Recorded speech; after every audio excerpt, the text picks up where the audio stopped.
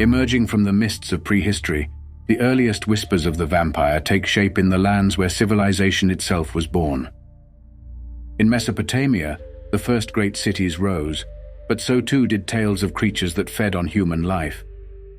Long before the name vampire existed, the people of Sumer, Akkad, and Babylon feared something far older: demons that drank blood, stole infants, and haunted the darkness between the stars. The moonless night stretches over the Fertile Crescent, where the first cities of humankind rise beside the Tigris and Euphrates. It is a land of towering ziggurats, of scribes pressing cuneiform into clay tablets, of laws carved into stone. And it is a land of demons. Among them, none is more feared than Lamashtu, the child snatcher, the blood drinker, the terror of Mesopotamian mothers. She is no simple spectre, but a divine horror, a goddess demon whose cruelty surpasses mortal understanding. Descriptions of her are etched into ancient Sumerian and Akkadian texts, invoking her monstrous form. The head of a lioness, the ears of a donkey, fingers tipped with talons. Her breath is disease, her touch is death. Unlike many demons who serve the gods, Lamashtu is a rogue entity, a force of chaos that answers to no divine master. She roams the night, slipping into homes and cradles, her jagged teeth bared as she leans over sleeping infants. The texts say she gnaws on bones, sucks the marrow, and drinks the blood of men. She's the darkness in the bedroom corner, the cold wind that unsettles a newborn's sleep. The fear of Lamashtu is so potent that even the gods do battle with her. Pazuzu, the winged demon of storms, is invoked to drive her away. Small clay amulets bearing his snarling visage are placed in homes, a grim protection against the mother killer.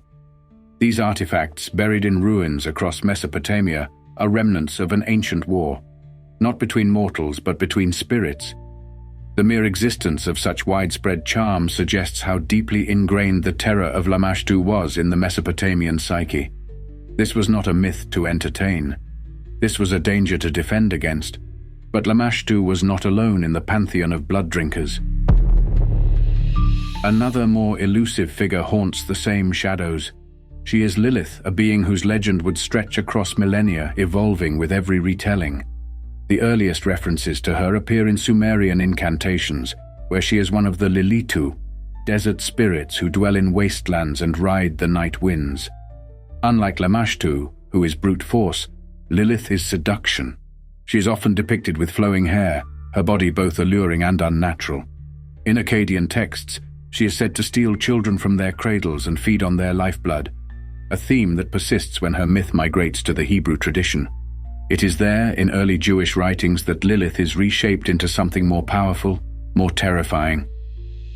The alphabet of Ben Sira, a text from around the 8th century CE, reimagines her as the first wife of Adam, created before Eve. But Lilith will not submit. She speaks the secret name of God and flies from Eden, rejecting subservience to man. In punishment, she is cursed to become a demon of the night, hunting infants in their sleep and drinking the blood of the newborn. Medieval Jewish mysticism furthers this transformation. Lilith becomes the bride of Samael, the queen of the demons, a seductress who lures men in the night, leaving them drained of life. Her image is stamped on protective amulets, much like Lamashtu before her. Mothers carve prayers into clay bowls and hang them upside down to trap her spirit. The warnings are always the same. Do not let her near the child, for she will steal its breath, drain its blood, and leave only an empty shell behind. The parallels between Lilith and Lamashtu are undeniable.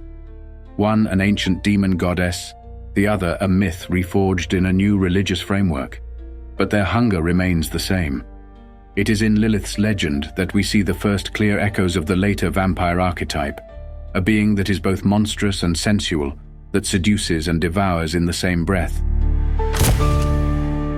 Unlike Lamashtu, who is wholly monstrous, Lilith has an eerie allure. She is not a creature of mindless destruction, but of deliberate predation. She embodies the fear of the night, of the unknown, of a predator that does not merely kill, but takes something essential: life itself. These figures, forged in the fires of Mesopotamian belief, are among the oldest recorded nightmares of blood-drinking entities. Their influence would not die with the civilizations that worshipped and feared them. Their forms would shift, their stories would migrate, but their hunger would remain. From the clay tablets of Babylon to the scrolls of Hebrew mystics, their presence lingers. And soon, they would find new homes in the myths of other lands, where their thirst for blood would only grow stronger.